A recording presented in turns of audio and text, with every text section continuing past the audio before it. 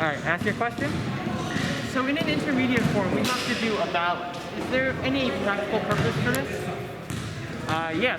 So, as with most things when you're doing formed work, right? A lot of them have various different training purposes, and that's a balance, right? So the key word that being balance, right? So when you do that, you're actually practicing literally balancing on one leg. It's pretty straightforward, right? But why would you do that, right? In Wushu, you're going to notice, especially in Changquan or long fist, which is the style that we're practicing right now, there are a lot of different balances, right?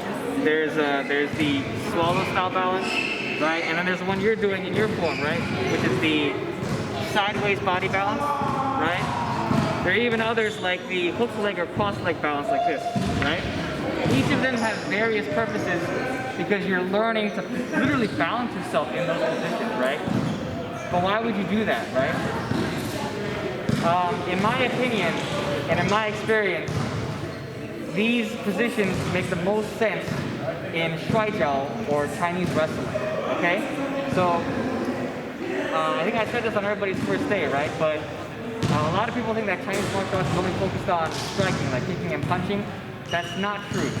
There's also a whole range, an arsenal of throwing, takedowns, and tripping techniques, right? However, the problem is, if you just try to do those techniques and you're not engaging the right muscles to balance yourself, you're gonna fall over, right? So let's say I'm inexperienced, right?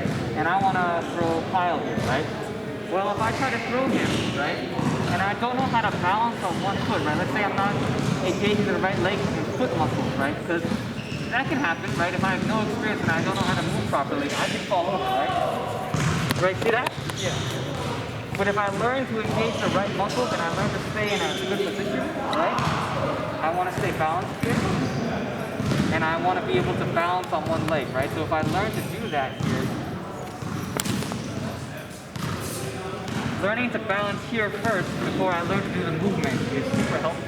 In your case, it's a sideways balance, right?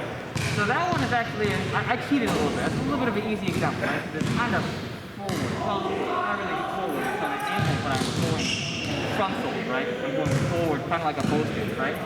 However, yours is more of a sideways balance, right? So, let's say I wanted to be in more of what's called a T position in wrestling. So you face me, and then I face perpendicular to you. See, we make a T. See? Alright, so here, if I wanted to throw him sideways, right? I could maybe make it, right? But if I don't know how to balance on a leg, and I don't know how to engage the right muscles, what's gonna happen? Oh, I'm gonna fall over, right?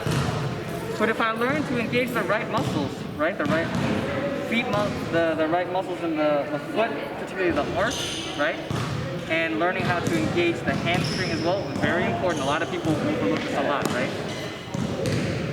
Right? I'll be able to stay standing, right? So from here, if I try to do that same concept here, watch what happens. See? It makes a world of difference between standing and not standing, right? And especially in Sansho or Sandar, Wushu sparring, in competitive rule sets under the Wushu rules, right? If you stay standing, you get full points for throws or takedowns. If you go down with them, you don't get the full points. Okay, so that shows you the value of the skill of staying balanced when you throw. Okay? All right. Any other questions? No, that was incredibly helpful. Thank you. All right. Okay. Thank you.